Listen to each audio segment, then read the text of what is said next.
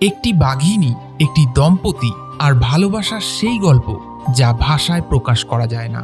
সালটা ছিল 1974। ওড়িশার ময়ূরভঞ্জ জেলার খৈরী নদীর তীরে একটি ছোট্ট বাঘিনীকে একলা পাওয়া যায়, মায়ের থেকে বিচ্ছিন্ন, ভীত, অসহায়। গ্রামবাসীরা তাকে পৌঁছে দেন শরৎ চৌধুরীর কাছে, যিনি তখন ভারতের বিখ্যাত বন্যপ্রাণ সংরক্ষকদের একজন, ওড়িশার সিনিয়র বন কর্মকর্তা এবং শিমলিপাল টাইগার রিজার্ভের প্রতিষ্ঠাতা। বাঘিনীটি ছিল খুবই ছোট।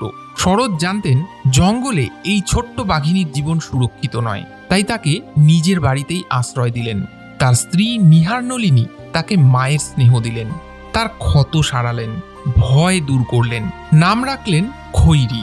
ধীরে ধীরে খৈরী তাদের বাড়িতেই বড় হতে লাগলো, কোনো পোষ্য প্রাণীর মতো নয়, তাদের সন্তানের মতো।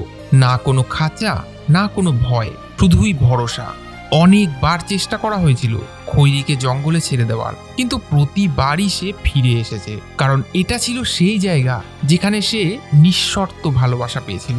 শরৎ চৌধুরী ও নিহারনলিনী তাকে দত্তক নেন এবং সন্তানের মতোই প্রতিপালন করেন। তারা খৈরীকে দেখেন, তার আচরণ বোঝেন, আর সেই জ্ঞানকে বন্যপ্রাণ বিজ্ঞানের কাজে লাগান। তাদের দুনিয়া ছিল আলাদা, যা সহজে ব্যাখ্যা করা যায় না, যেখানে এক বন্য বাঘিনী বছরের পর বছর মানুষের সঙ্গে থেকেছে, কিন্তু কখনো হিংস্র হয়ে ওঠেনি। তবে এই গল্পে বেদনাদায়ক মোড়ও ছিল।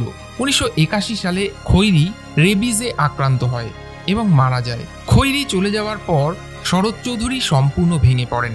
কিছুদিনের মধ্যেই তিনিও পৃথিবী ছেড়ে বিদায় নেন। তার স্ত্রী নিহারনলিনী শেষ দিন পর্যন্ত খৈরীকে নিজের মেয়ে বলেই মানতেন।